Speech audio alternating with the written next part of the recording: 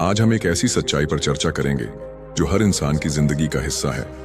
जीवन एक सफर है जिसमें बचपन, जवानी और बुढ़ापा तीनों पड़ाव आते हैं।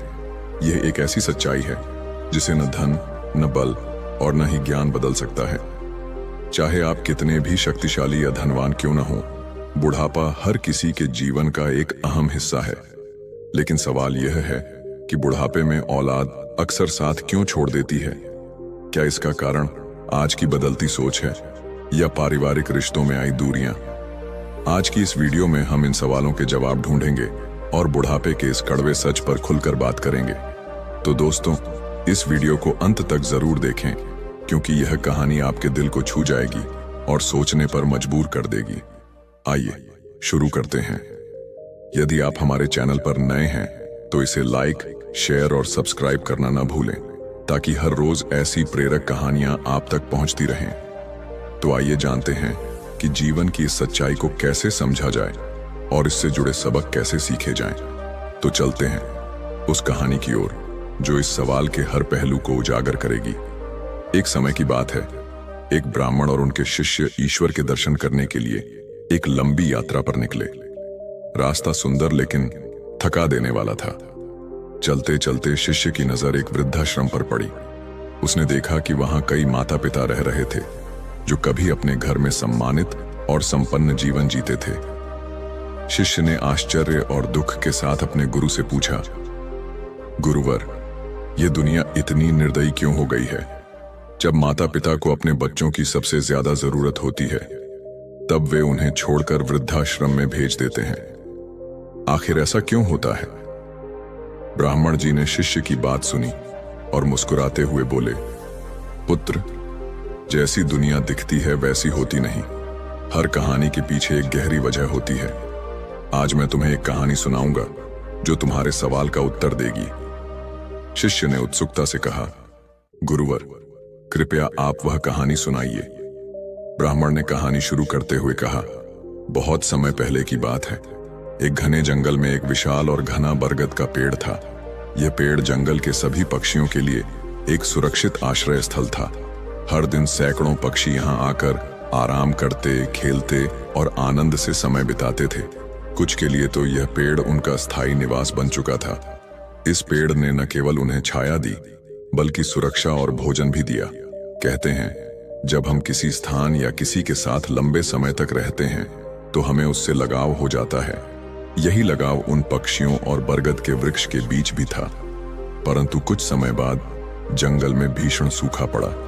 वर्षों से बारिश नहीं होने के कारण जंगल के कई पेड़ सूख गए। वह विशाल बरगद का पेड़ भी पानी की कमी से धीरे धीरे सूखने लगा। जैसे जैसे पेड़ मुरझाने लगा, उसके पत्ते और डालियां गिरने लगीं। इस विपत्ति को देखकर वहां रहने वाले पक्षी एक एक करके उस पेड़ को छोड़कर दूसरे स्थानों पर चले गए। लेकिन उस पेड़ पर एक बूढ़ा गिद्ध अब भी ठहरा हुआ था। कई पक्षियों ने उसे भी सलाह दी कि वह भी वहां से चला जाए, लेकिन बूढ़े गिद्ध ने जाने से मना कर दिया। उसने मन ही मन सोचा, मेरा जन्म इस पेड़ पर हुआ है, यहीं मैं बड़ा हुआ हूं, खेला हूं और मेरे जीवन के सबसे सुखद क्षण इसी पेड़ के सानिध्य में बीते हैं। इस पेड़ ने मुझे हमेशा सुरक्षा दी है। आज जब यह पेड़ विपत्ति में है तो मैं इसे कैसे अकेला छोड़ दूं? मैं इसका रक्षी हूं, चाहे मुझे प्राण त्यागने पड़े, लेकिन इसे छोड़कर नहीं जाऊंगा। बूढ़े गिद्ध ने आगे कहा, जो लोग विपत्ति के समय अपने माता पिता को छोड़ देते हैं वे स्वार्थी और निर्दयी होते हैं। सोचो, जब तुम छोटे और असहाय थे तब क्या तुम्हारे माता पिता ने तुम्हारा साथ छोड़ा था? जब तुम बीमार हुए तब क्या उन्होंने तुम्हें अकेला छोड़ दिया था? जब तुम संकट में थे तब क्या उन्होंने तुम्हारा साथ नहीं दिया था?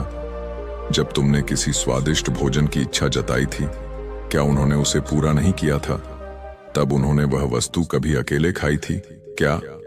जब तुम छोटे थे और असहाय थे, क्या उन्होंने तुम्हारा साथ छोड़ा था? अब जब वे बुजुर्ग हो गए हैं तो क्या तुम्हें उनसे नफरत होने लगी है? जिन माता पिता ने तुम्हारे लिए अपना सर्वस्व त्याग दिया, क्या तुम उनके बुढ़ापे का सहारा भी नहीं बन सकते? दोस्तों, उस बूढ़े गिद्ध ने प्रण लिया कि वह अपने अंतिम सांस तक उस बरगद के पेड़ का साथ नहीं छोड़ेगा। कुछ दिन और बीते और वह वट वृक्ष पूरी तरह कमजोर और जर्जर हो गया। परंतु बूढ़ा गिद्ध तब भी उसे छोड़कर नहीं गया। दिन के समय वह इधर उधर घूमकर अपना भोजन जुटा लेता और हर शाम उसी सूखे पेड़ पर लौट आता।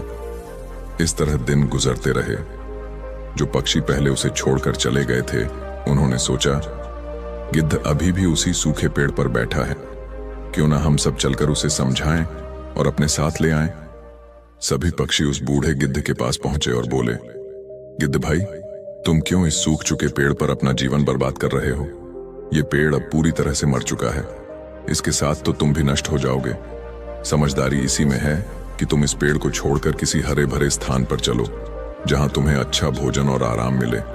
ये पेड़ अब कभी हरा नहीं होगा और एक दिन तेज हवा इसे गिरा देगी, तब तुम कहां जाओगे? उन्होंने आगे कहा, विद्वान लोग कहते हैं कि शत्रु, कर्ज, आग और बीमारी को समय रहते दूर कर लेना चाहिए। इन्हें नजरअंदाज करना विनाश को बुलावा देता है। उसी तरह तुम्हें भी इस पेड़ को छोड़कर किसी अच्छे स्थान पर बसना चाहिए। इस सूखे और निर्जीव पेड़ के साथ रहना तुम्हारी सबसे बड़ी भूल होगी। लेकिन बूढ़ा गिद्ध उनकी बात सुनकर शांत रहा और फिर बोला, भाइयों, यह पेड़ मेरे माता पिता के समान है। जब वे मुझे छोड़कर चले गए, तब इस पेड़ ने मुझे छाया दी। मैंने अपने बचपन से लेकर अब तक का हर सुख इसी पेड़ पर पाया है। जब यह पेड़ हरियाली से भरपूर था, तब इसने मुझे जीवन दिया। अब जब यह अपने अंतिम समय में है, तो मैं इसे कैसे छोड़ सकता हूं? ऐसा करना मेरी आत्मा के खिलाफ होगा। जो अपने संकटग्रस्त साथी को छोड़ देता है, उसे बड़ा पाप लगता है। मैं इस पेड़ का रक्षक हूं और अपनी मृत्यु तक इसका साथ नहीं छोड़ूंगा। कृपया आप लोग मुझे अकेला छोड़ दें। गिद्ध की बात सुनकर सभी पक्षी निराश होकर वहां से लौट गए। कुछ पक्षी आपस में कहने लगे, इस बूढ़े गिद्ध के साथ साथ इसकी बुद्धि भी अब पूरी तरह से भ्रष्ट हो गई है, इसीलिए उसे हमारा समझाना पसंद नहीं आया।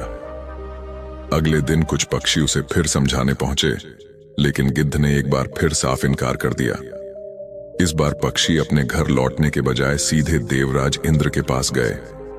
वे बोले, हे ईश्वर, हमारे जंगल में कई सालों से बारिश नहीं हुई।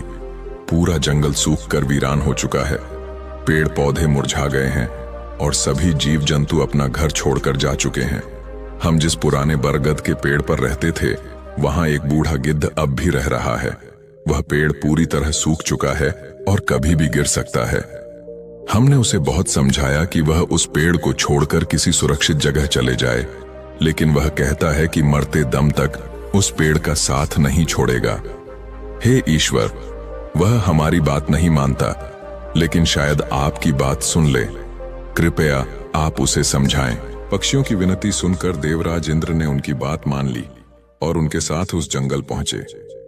देवराज इंद्र ने उस बूढ़े गिद्ध से कहा, हे गिद्ध महाराज, मैं देवराज इंद्र हूं। यह पेड़ अब जर्जर हो चुका है। इसकी शाखाएं कमजोर होकर टूट रही हैं और उस पर एक भी हरा पत्ता नहीं बचा है। तुम स्वयं भी वृद्ध हो चुके हो। यदि यह पेड़ गिर गया तो तुम्हारी जान को खतरा हो सकता है। इसीलिए मैं तुम्हें आदेश देता हूं कि इस पेड़ को छोड़कर किसी सुरक्षित स्थान पर चले जाओ। गिद्ध ने शांत स्वर में उत्तर दिया, हे प्रभु, आपसे एक बात पूछना चाहता हूं। जब मेरा जन्म हुआ था, मेरे माता पिता मुझे इसी वृक्ष पर छोड़कर चले गए थे। उस समय मैं असहाय था और यह वृक्ष ही मेरी रक्षा करता था। इसकी छाया में मैंने अपना बचपन बिताया। मैंने यहीं खेला, यहीं पला बढ़ा और अपने जीवन के सारे सुख इसी पेड़ की छांव में पाए। आज जब इस वृक्ष पर संकट आ गया है, तो क्या मैं इसे छोड़ दूं? संकट के समय अपने साथी, अपने बंधु या अपने माता पिता को छोड़ देना मतलबी लोगों का काम होता है। मैं ऐसा कभी नहीं कर सकता। मेरी अंतिम सांस तक मैं इस पेड़ का साथ निभाऊंगा। मुझे मृत्यु का भय नहीं है, लेकिन इस वृक्ष को छोड़कर जाने का दर्द सहन नहीं होगा। गिद्ध की यह निष्ठा देखकर देवराज इंद्र अत्यंत प्रसन्न हुए। उन्होंने कहा, हे गिद्ध महाराज, तुम्हारे इस अद्भुत प्रेम और त्याग ने मेरा हृदय छू लिया है। मैं तुम्हें एक वरदान देना चाहता हूं। कहो, तुम मुझसे क्या चाहते हो? गिद्ध ने सिर झुकाकर कहा, हे ईश्वर, मुझे किसी वरदान की आवश्यकता नहीं। यदि आप मुझ पर दया करना चाहते हैं तो इस पेड़ को वरदान दें, इसे फिर से हरा भरा कर दें। मेरी उम्र चाहे जितनी बची हो, लेकिन इस पेड़ की आयु लंबी हो। इससे भविष्य में हजारों पक्षियों को आश्रय मिलेगा और उन्हें सुख मिलेगा। यही मेरे लिए सबसे बड़ी खुशी होगी। गिद्ध की बात सुनकर देवराज इंद्र बहुत प्रभावित हुए। उन्होंने तुरंत उस वृक्ष को पुनः हरा भरा बना दिया। पूरे जंगल में वर्षा होने लगी, सूखा समाप्त हो गया और जंगल फिर से हरियाली से भर गया। जो पक्षी और जीव जंतु जंगल छोड़कर चले गए थे, वे वापस लौट आए। सारे पक्षी उस बरगद के पेड़ पर खुशी खुशी रहने लगे। उन्होंने बूढ़े गिद्ध की निष्ठा और त्याग को सराहा। सभी पक्षी बूढ़े गिद्ध की सेवा करने लगे। वे उसके लिए भोजन और पानी वहीं लाकर देते थे और उस गिद्ध को पूरा सम्मान देते हुए उसका आदर करने लगे। दोस्तों, ब्राह्मण ने शिष्य से कहा, इस प्रकार बूढ़े गिद्ध ने अपने जीवन के अंतिम दिन सुख और संतोष के साथ बिताए।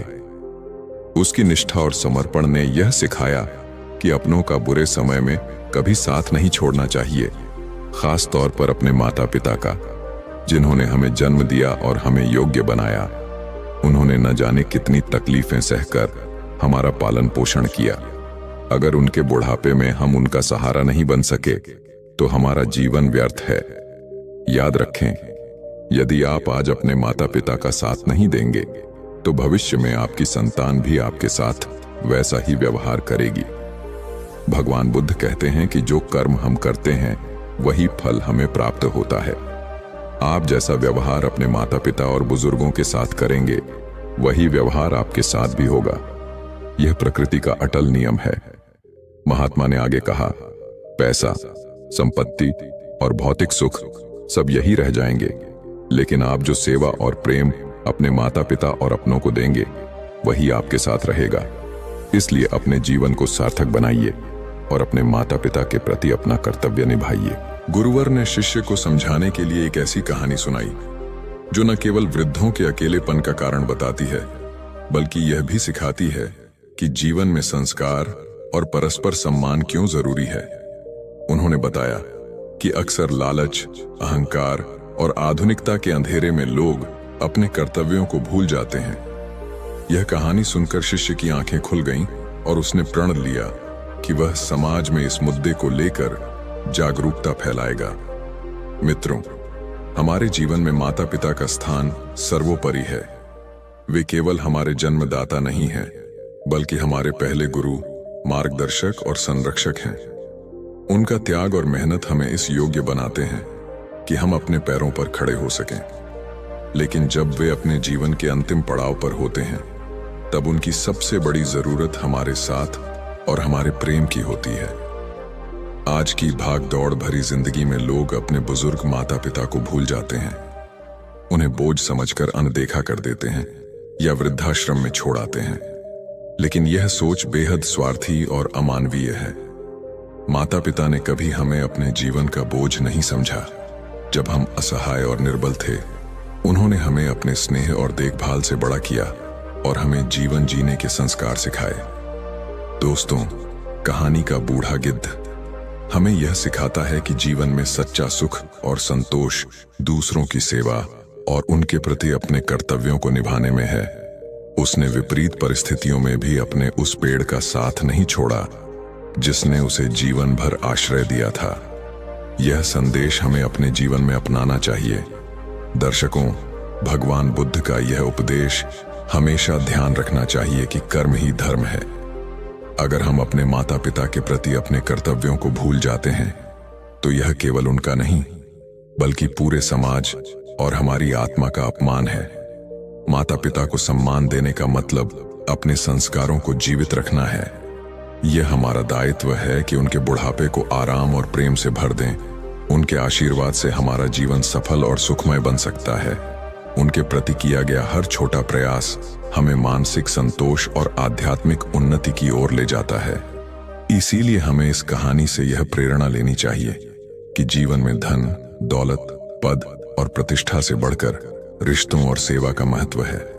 अपने माता पिता की सेवा कर हम न केवल उन्हें बल्कि अपने जीवन को भी सार्थक बनाते हैं। यही हमारा सबसे बड़ा धर्म और सबसे पवित्र कर्तव्य है। दोस्तों, इस कहानी को अपने जीवन में अपनाइए। अपने माता पिता का सम्मान कीजिए, उनकी सेवा कीजिए और उनकी खुशी को अपनी प्राथमिकता बनाइए। याद रखें, आपका कर्म ही आपका भविष्य